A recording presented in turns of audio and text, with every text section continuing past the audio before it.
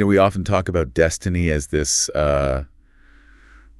grand abstract concept. Right. Something written in the stars. Exactly. Yeah. Or a past that kind of reveals itself after years and years of searching. But sometimes destiny is a lot more literal. Sometimes it's something you drink. That is quite an opening. I'm assuming, given what we're talking about today, we aren't talking about some kind of magic potion or a fine vintage wine. Not exactly, no. Right. I want to take you back to a little village called Settignano. It's just outside of Florence in the late 1400s. Okay. There's a baby boy there sent away by his parents to be nursed. And this was common practice back then, but the specific environment here, it really matters. The wet nurse. She isn't just anyone. She's the wife of a stonecutter. She is the wife of a stonecutter. Yeah. The air in this place is just thick with white dust. I mean, it's everywhere. It coats the roofs, it's in the food, it's in the water, and presumably it's in the milk. I know exactly where you're taking us. We're talking about the man who later claimed he quite literally drank marble dust with his wet nurse's milk. That's the one. Yeah. He famously said later in life to his biographer, Vasari, "With my wet nurse's milk, I sucked in the hammer and chisels I use for my statues." I love that quote. He said the rhythm of the hammer became his heartbeat before he could even speak.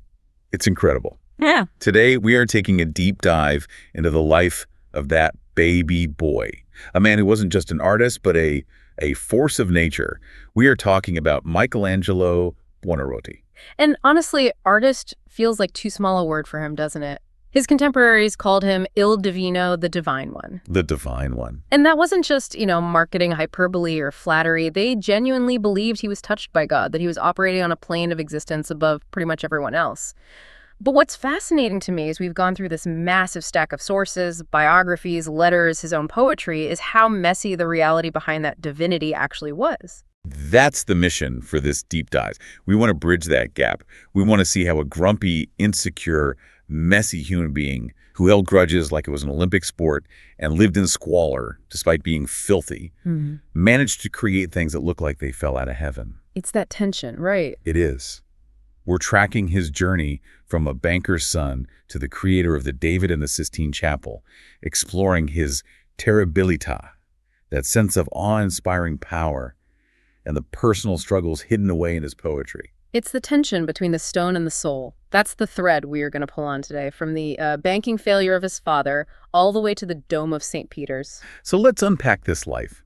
Because before he was the Divine One, he was just a kid who really, really did not want to go to school. That's right. He was born in 1475, and his start in life was actually quite tragic. His mother, Francesca, died when he was only 6 years old. That's a heavy blow for a 6-year-old. Yeah. I mean, it creates a void that you spend the rest of your life trying to fill. Immense.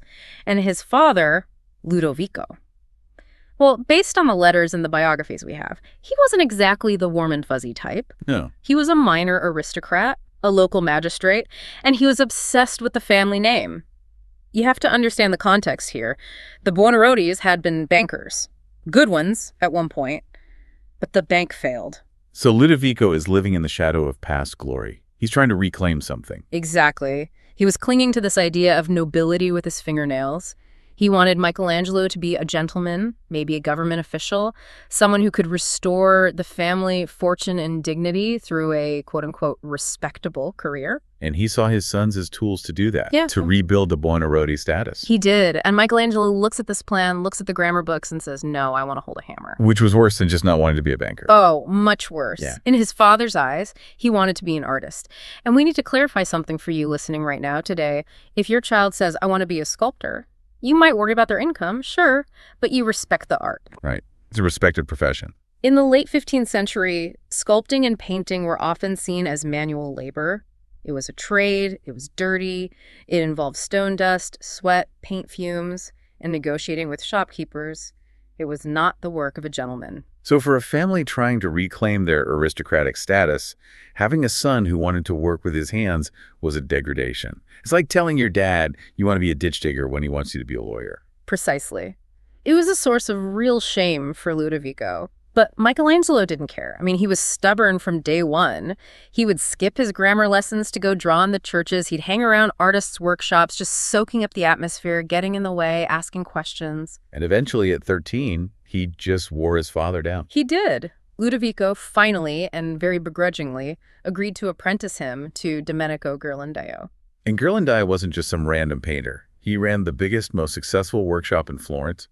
This was the big leagues. He was the master of fresco. If you wanted to learn the trade, that was the place to be. His workshop was a factory of art. But here is where we see the first glimpse of Michelangelo's, let's call it negotiating power. Or maybe just his sheer undeniable talent. I love this detail. Usually, apprentices, or their parents, they had to pay the master for the training. It was like paying tuition. Correct. That was the standard model. You pay for your room, your board, and the privilege of grinding pigments for the master. But at 14 years old, just a year into this apprenticeship, Michelangelo is so good that his father, Ludovico, persuades Ghirlandaio to pay the apprentice. Which was practically unheard of. It just shows two things. One, the kid was an absolute prodigy. And two, he knew his worth even then. But here's the twist. Michelangelo didn't stay. He left after only a year. He did. He claimed he had nothing left to learn from Ghirlandaio. The arrogance. I'm 14, I'm done with you. There's nothing left to teach me. It sounds incredibly arrogant, and maybe it was, but in a way, he was looking for something Ghirlandaio couldn't teach him. Ghirlandaio was about surface, about decoration, about making things like pretty for the patrons. He was a commercial artist, in the best sense of the word. But Michelangelo was looking for something else. He was looking for the soul. He wanted something deeper. And that search led him to the garden. The Medici Garden. This feels like the pivotal moment.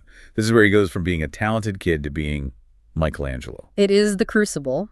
Lorenzo de' Medici, known as the Magnificent, was the de facto ruler of Florence. He was a banker, a statesman, a poet, and arguably the greatest patron of the arts in history. A true Renaissance man. Absolutely. And he had this sculpture garden near the convent of San Marco, and it was filled with ancient Roman statues. He would let promising young artists come and study there. It was like an elite, invite-only art school. And Lorenzo spots Michelangelo. He does. There's a famous story that Michelangelo was carving a faun, a mythical creature, and Lorenzo comes by and critiques it. He says something like, "Old fawns shouldn't have such perfect teeth." Okay, a bit of a burn. Right. So what does Michelangelo do? He grabs a chisel right there on the spot and knocks out one of the fawn's teeth, just like that. And Lorenzo was so charmed by the skill and the boldness of this kid that he invited him to live in the Medici palace. Think about that shift. He goes from a stonecutter's environment and a disapproving father's house to the most sophisticated household in Europe. He's eating at the same table as future popes Giovanni and Giulia de' Medici, who would become Leo X and Clement VII. He's listening to the greatest philosophers of the day. This is where we need to stop and talk about Neoplatonism. I know that sounds like heavy philosophy, but the sources we looked at keep emphasizing how crucial this is. If we don't get this, we don't get Michelangelo. It's the key. In the Medici household, he was exposed to thinkers like Marsilio Ficino and Poliziano. These guys were obsessed with reconciling Plato's ancient philosophy with Christianity. So, lay it out for us. What is the core idea? Well, one of the core ideas of Neoplatonism is that the body is a prison for the soul. A prison? That sounds pretty dark. It's this idea that the soul is this pure divine thing that's trapped in earthly matter, the heavy, gross stuff of the world. And it yearns to return to the divine, to the realm of pure ideas and light. And for an artist, that changes the game completely. It does. It means that beauty isn't just about making something look nice. Physical beauty is a reflection of the divine. By creating a beautiful body in marble, you are actually revealing God's truth. You are liberating the spirit from the stone. That explains so much about his later quotes, that idea that the statue is already inside the rock. Exactly. He truly believed his job wasn't to build a figure, but to chip away the excess material that was hiding it. The figure is already there, trapped in the marble, just as the soul is trapped in the body. His chisel is the liberator. That's pure Neoplatonism, and he learned it at Lorenzo's table. So he's absorbing all this high-level philosophy. He's carving his first release, like the Madonna of the Stairs, and then reality hits him in the face. Literally. The famous broken nose. Wow. It's such a jarring contrast to all the high philosophy, isn't it? It just grounds us right back in the reality of a teenage boy with an attitude problem. So what happened there? What was the fight about? Well, they were copying frescoes in the Brancacci Chapel. This was a standard exercise for young artists. Michelangelo was working alongside another young artist named Pietro Torrigiano. And Michelangelo, well, he had a shark tongue. He was a bit of a trash talker. A big one. He wasn't just quietly drawing, he was criticizing Torgiano's work, probably making snide comments about his lines or his shading. He was known for being superior and letting people know it. Not the most diplomatic coworker, then. Not at all. Torgiano later said that Michelangelo had a habit of teasing all the other students, so Torgiano snapped. He just wasn't having it. He clenched his fist and struck Michelangelo square on the nose. That's a violent reaction. Torgiano described it vividly. He said he felt the bone and cartilage crunch like a biscuit. Ouch. And that wasn't something that just healed up and went away, right? No, he was prominently disfigured. If you look at any portrait of Michelangelo, even the ones painted by others, you see that flattened, broken nose. It ruins the symmetry of his face. It creates this tragic irony. Here's a man obsessed with creating absolute physical perfection, the most beautiful bodies in the history of art, and every morning he walks by a mirror and sees a face he considers ugly. Son, dresser Bruto, I know I am ugly, he wrote. That insecurity haunted him forever. It likely fueled his solitary nature and his prickliness. He felt he couldn't be loved for his appearance, only for his genius. He hid behind the work. It adds such a layer of sadness to his life. But moving on from the broken nose, the political situation in Florence just explodes, right? Lorenzo de' Medici dies, the family is exiled, and the city goes into chaos. Total chaos. This fundamentalist monk, Savonarola, takes over. He starts the bonfire of the vanities, burning books and art. It was not a good time to be an artist in Florence. So Michelangelo gets out of Dodge. He flees to Bologna, then returns briefly, but eventually he heads to Rome. And he gets there via a scam. We have to talk about the Sleeping Cupid. This is one of my favorite stories. Yeah. Because it shows he wasn't above a little hustle. He wasn't just a high-minded artist. He was a guy trying to make a living. Absolutely. So he carves a statue of a Cupid, right? And by all accounts, it was brilliant. But he's told by a middleman, you know, if you make this look like an ancient Roman artifact, we can sell it for a lot more money. Because the Renaissance was obsessed with antiquity. Old was better. Exactly. The market for antiques was booming. So what does he do? He treats the marble with sour earth to stain it, to give it that patina of age. Maybe he chips it a little bit, and they sell it to Cardinal Raffaele Aurelio in Rome as a genuine antique dug out of the ground. The ultimate forgery. And the cardinal buys it. He pays a fortune for it. But eventually he figures it out. Maybe the middleman bragged, or maybe an expert took a closer look. He realizes he's been had. This could have ended very, very badly. I mean, prison, getting your hands chopped off. It absolutely could have. But this is the power of Michelangelo's talent. The cardinal was certainly angry about the fraud. He demanded his money back from the dealer. But he was more impressed that a 21-year-old living artist could carve something so perfect it fooled him into thinking it was ancient. So instead of punishing him, he invites Michelangelo to Rome. It's essentially, you tricked me, I love it, come work for me. that is a wild career path. Yeah. Fraud as a networking strategy. I wouldn't recommend it today, but it worked for him. And this leads to his first major Roman commission, the Bacchus. Which didn't go so well, did it? No. He carved the god of wine, but he made him look, well, drunk. Yeah. Unsteady. His eyes are rolling back a bit. His stance is tipsy. He looks almost androgynous. It was too much for the cardinal. Way too much. It was too provocative, too real in a gritty sense. He rejected it. It was a failure. But that failure just sets the stage for the real breakthrough, the Pietà. The Pietà. This is the moment everything changes for him. It was commissioned by a French cardinal, Jean de Blair. He wanted a monument for his tomb in St. Peter's. And the contract had this incredible clause in it. It's so bold. It stated the statue should be the most beautiful work of marble in Rome, and one that no living artist could better. No pressure, just make the best thing ever. And Michelangelo is 24 years old. He goes to the quarries in Carrara personally to choose the block of marble. He was obsessed with the material. He believed the quality of the marble dictated the quality of the soul within it. And what he produces, it just changes the conversation of art. It's Mary holding the dead body of Jesus. It's a standard scene, right? We've seen it before. But this one is different from how anyone else had ever done it. It is. Visually, the level of detail is absurd. The way Mary's fingers press into Christ's flesh under the armpit, it looks like soft skin, not hard stone. The folds of the drapery are so complex and deep. But the most striking thing, the thing that critics pointed out immediately, was Mary's face. She looks so young. Younger even than her son. Why did he do that? Was it a mistake? Was he just bad at aging people. When asked, Michelangelo explained it through that Neoplatonic lens again. He said that chaste women stay fresh much longer than those who are not chaste. He wanted to symbolize her eternal purity. Her physical beauty is a reflection of her spiritual perfection. She is the bride of God, so she is eternally young. It wasn't about realism, it was about theological truth. And that leads to the famous story about the signature. This is the only thing he ever signed, right? The only one. The story goes that shortly after it was installed, he was in the church just sort of lurking, and he overheard some visitors admiring it. As you do. Right. And they asked who made it, and someone replied it was Argabo from Milan, a completely different artist. That must have burned. He's 24. He's poured his soul into this, and some guy from Milan gets the credit. Oh, he was infuriated. So, legend says he snuck back into the church that night with his chisels and a lamp, and right across the sash on Mary's chest, prime real estate he carved. Michelangelo Buonarroti, Florentine, made this. It's not a small signature either. It's prominent. It's huge. It's like shouting his name. He wanted to make sure there was absolutely no doubt who was responsible for this perfection. Later in life, he supposedly regretted this act of pride and never signed another work. That is a mic drop moment, just in case you were wondering. It was. And overnight, at 24, he was the most famous sculptor in Italy. He was the divine one in the making. So he conquers Rome. But Florence is calling him back. It's 1501. The Medici are out. The Republic is in. And there's a certain block of marble waiting for him. The giant. Il Gigante. Tell us about this block. Because it wasn't a pristine, fresh piece of stone, was it? Oh, far from it.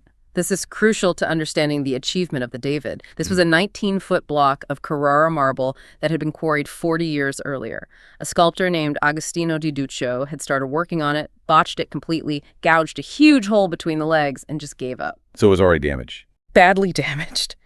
Then another sculptor tried and also failed. By the time Michelangelo got his hands on it, it was considered ruined, worthless.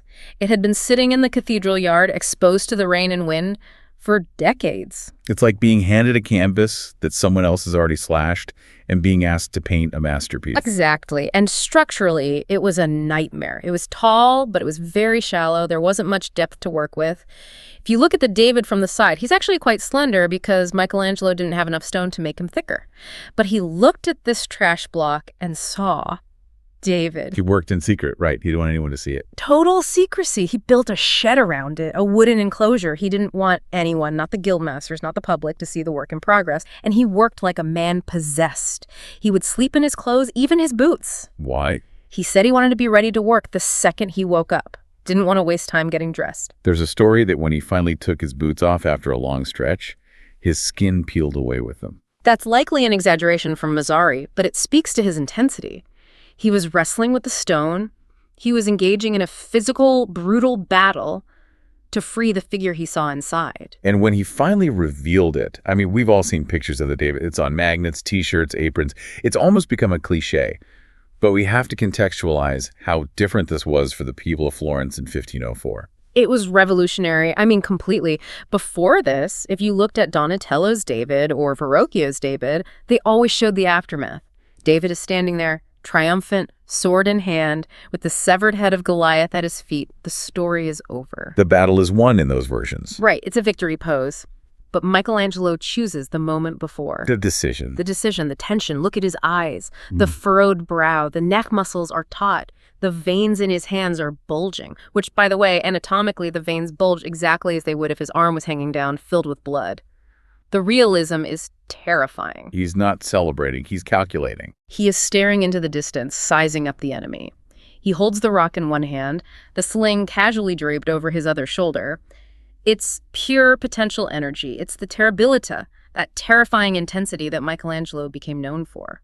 And there's that amazing detail from one of our sources about the eyes. The pupils aren't just round holes. No, and you can't see this from the ground because the statue is so high up. But thanks to modern technology and scaffolding, we know that he actually carved heart shapes into the pupil. Heart shapes? Like a cartoon character in Love? That sounds weird. No, not like an emoji. It wasn't to look like a heart from the ground. It was an incredibly clever technical trick. By carving out that specific shape, he controlled how the sunlight would hit the eye. It creates a glint, a spark of life in the eye when the sun hits it just right. It makes the stone look like it's focusing, like it's thinking. That is genius. using the shadow to create a point of light. And politically, this statue was huge for Florence, wasn't it? Massive. The Republic of Florence was surrounded by enemies, the Pope, the exiled Medici who wanted to return, foreign powers like France. David represented Florence, small, stripped of armor, but protected by God and righteous anger. And the placement was a political statement. It was. It was supposed to go on the cathedral roof, but it was too heavy. So a committee decided to put it in the Piazza della Signoria, the political heart of the city. And they turned the eyes of David specifically toward Rome. It was a warning. Don't mess with us. Precisely. But ironically, the very people David was staring down, the powers in Rome, would be the ones to pull Michelangelo away again. Enter Pope Julius II, the warrior pope. A figure almost as larger than life as Michelangelo himself. Julius II wanted to restore the grandeur of Rome, and he wanted a tomb for himself that would rival the pharaohs. This is the tragedy of the tomb. That's what Michelangelo called it. Right. It dominated his life for 40 years. It was the albatross around his neck. The original plan was just insane. A freestanding mountain of marble inside St. Peter's. 40 life-size statues. 40. Michelangelo spent 8 months just in Carrara, choosing the marble, imagining the figures locked inside the block. He was so excited. This was his dream project. And then the Pope ghosted him. Essentially.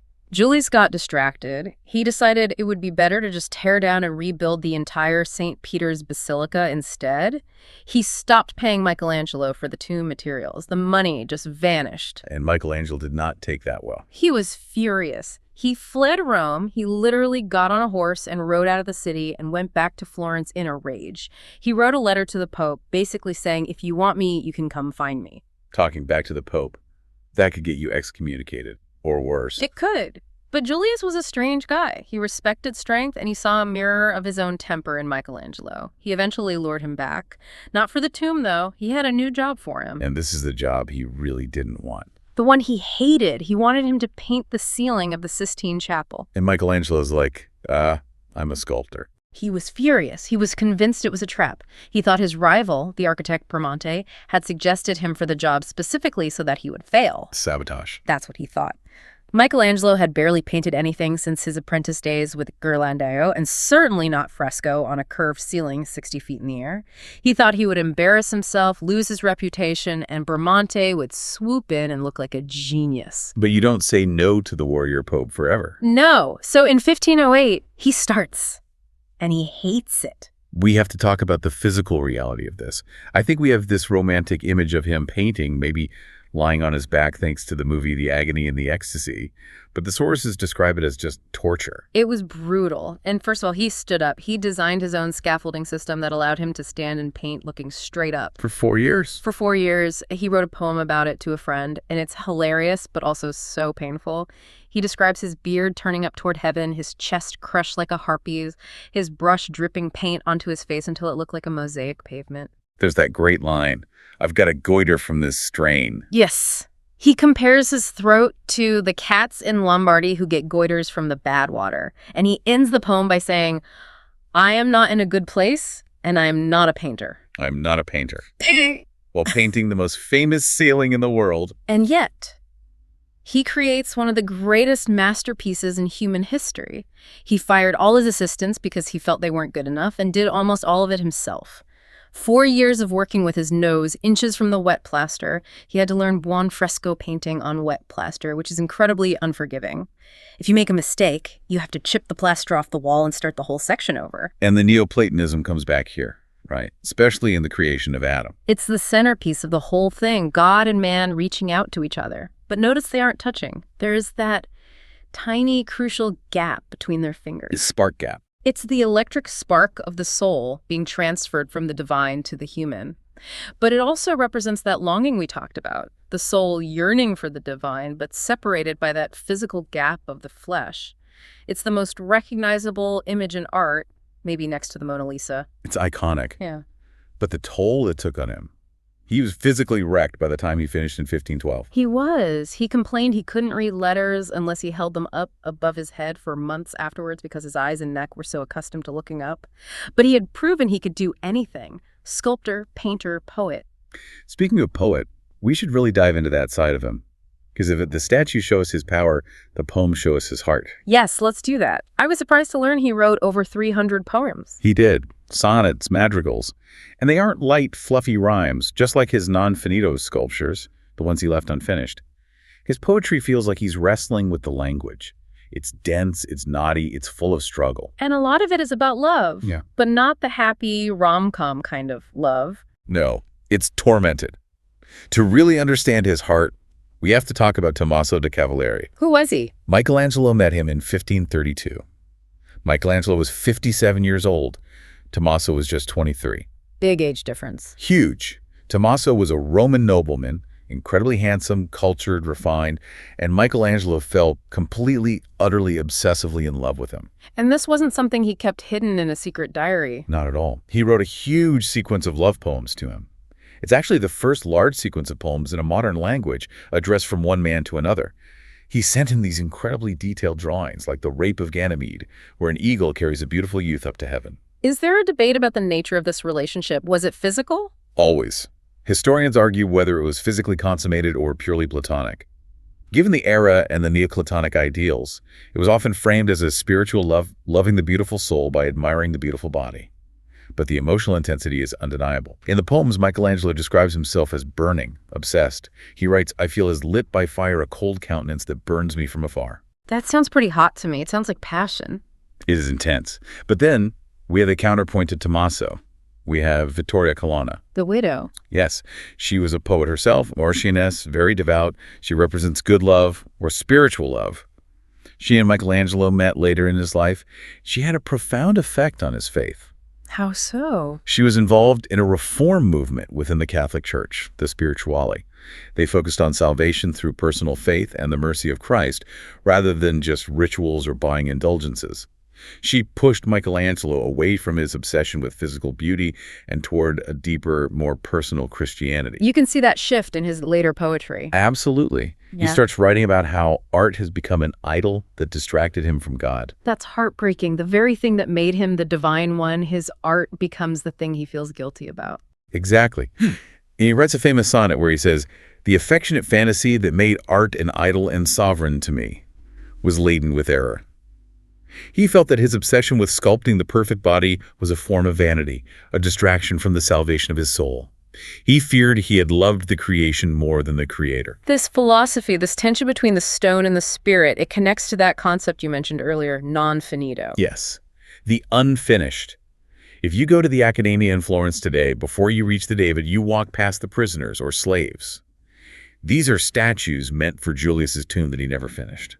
And they look like they're struggling to break out of the rock. I've seen pictures. They look half-formed, like they're trapped in the block. One has a face emerging, another just a torso. For a long time, people thought they were just unfinished because he ran out of money or time. And that was part of it, for sure. But modern critics, and perhaps Michelangelo himself in his later years, saw a philosophical meaning there. The struggle of the form to leave the matter. The soul trying to escape the body. There's a line in one of his poems. "The best of artists hath no thought to show, which the rough stone in its superfluous shell doth not include." Break the marble spell. Love that line. It implies the art is an act of discovery, not invention. The figure is already there. It's powerful. And it leads us into the final acts of his life, because he wasn't done with the Sistine Chapel. He goes back. But this is a very different Michelangelo and a very different Rome. It's 1536, 25 years after he finished the ceiling. The world has changed. The Protestant Reformation is tearing Europe apart. And in 1527, Rome itself was sacked by imperial troops. It was a horror show murder, looting, desecration of churches. The optimism of the High Renaissance, that belief that man is the measure of all things, was dead. It was dead and buried, and Michelangelo returns to paint the Last Judgment on the altar wall. And it is not a pretty picture. It is chaotic. It is terrifying. It's a swirling mass of bodies rising to heaven and being dragged down to hell. The colors are jarring, that intense lapis lazuli blue, fiery oranges. It's a vision of terror. And everyone is naked. Everyone. Saints, sinners, Jesus, Mary. It's a wall of flesh. And this caused a massive scandal. The Counter-Reformation Church was becoming much more prudish. They thought it was obscene. This is where we get the Biagio da Cesena story. I know you like this one. It is a classic example of Michelangelo's pettiness and his power. Biagio da Cesena was the Pope's master of ceremonies, a very proper, uptight official. He went to see the fresco in progress and was appalled. What did he say? He said it was fit for a bathhouse or a tavern, not a people chapel. Big mistake. You do not insult the guy with the paintbrush. Huge mistake. Michelangelo didn't say a word. He just waited for Biagio to leave. Then he went down to the bottom corner and painted Biagio's face onto the figure of Manus, the judge of the underworld in hell. But he didn't just put him in hell. He gave him some accessories. He did. He gave him donkey ears to signify he was a fool. And in a very specific and personal insult, he painted a huge snake wrapped around his body, biting him. Well, biting his genitals. That is permanent. That is there forever. Biagio was furious. He ran to the Pope, Paul III, and begged him to make Michelangelo change it. And the Pope's response is legendary. He reportedly said, "Biagio, my authority extends to heaven and earth and even purgatory, but I have no authority in hell. There is no redemption there." Sorry, Biagio, you're stuck. Yeah. That is incredible. But even after the Last Judgment, Michelangelo has one more mountain to climb. He's in his 70s. Most people would be retired. He becomes an architect. And not just any architect. He is appointed supreme architect of St. Peter's Basilica. The same church that Julius II started rebuilding decades earlier, the one that distracted Julius from the tomb. The very same. It had been a construction site for 40 years. It was a total mess. Previous architects like Bramante and Sangallo had left conflicting plans, structural errors. It was a disaster. It was bleeding money and going nowhere. And Michelangelo steps in at 71. Did he even want the job? He tried to refuse it. He said, "Architecture is not my trade." But the Pope insisted. So Michelangelo set his terms. He refused to accept a salary. He worked for free on the biggest project in Christendom. He said he was doing it for the salvation of his soul. He wanted to dedicate his final years to God, not to money. And he cleaned house. He hated Sangallo's plan. He said it was so dark and full of hiding spots it would be good for hiding crimes and impregnating nuns. He really had a way with words. He did. He simplified the design. He went back to a strong central Greek cross structure, and he designed the dome. The dome that defines the Rome skyline today. It was inspired by the Pantheon and Brunelleschi's dome in Florence, but it was unique. He focused on the drum, the bass, and the structural integrity. He knew he wouldn't live to see it finished. That's the tragic part. He knew he was designing his legacy, but wouldn't see the results. So he spent his energy ensuring the base was built so solidly that no future architect could change his design. He locked them in. He essentially forced the hands of the architects who would come after him. Smart man. Trust no one. He worked on it until the very end. He died in 1564. He was 88 years old. Which is ancient for that time. It was. And when he died, they found a chest in his house. It was full of gold. He was one of the wealthiest artists who had ever lived. He lived like a pauper. Like a total pauper. He ate bread and cheese. He slept in his clothes. He rarely bathed because he thought it was bad for his health. He poured every ounce of his energy and money back into the work. And he was working right up to the end. He was. In his final days, he was working on one last sculpture, the Rondanini Pieta. Is that the one that looks almost melted? Yes. It's strange, it's haunting. It's in Milan now. He carved away so much of the marble that the figures are elongated, fragile, almost ghostly. It doesn't look like the perfect, powerful bodies of the David or the early Pietà. It looks like the spirit is finally dissolving the body. It's almost abstract. He's renouncing that physical perfection he chased his whole life. It seems that way. It was found in his studio after he died. He had been hacking away at it just days before the end. Still trying to free the soul from the stone. Until his last breath. So what does this all mean? When we look back at the entire life of Michelangelo, we see a man of just staggering paradoxes. Absolutely. He was the man who created the most beautiful physical forms in history, yet felt trapped in his own ugly body. He was a man who served popes, yet mocked them and challenged their authority. He was a sculptor who hated painting, yet defined the art of painting for centuries to come. And from that baby drinking marble dust in Settignano to the old man designing the Dome of St. Peter's, he really was, as our title says, the architect of the soul. He showed us that the human body could be a vessel for the divine, and that art could be a form of prayer, even if that prayer is an agonizing one. Well, if you want to see the face of the man who put a cardinal in hell, or see that little heart carved into David's eye. Or the snake-biting Biagio, can't forget that. Exactly. Head over to the History Titans channel. We've got a visual companion to this deep dives where you can see all these details we talked about. It really brings the Terribilità to life. It's absolutely worth a look. Thanks for listening. We'll catch you on the next Deep Dive.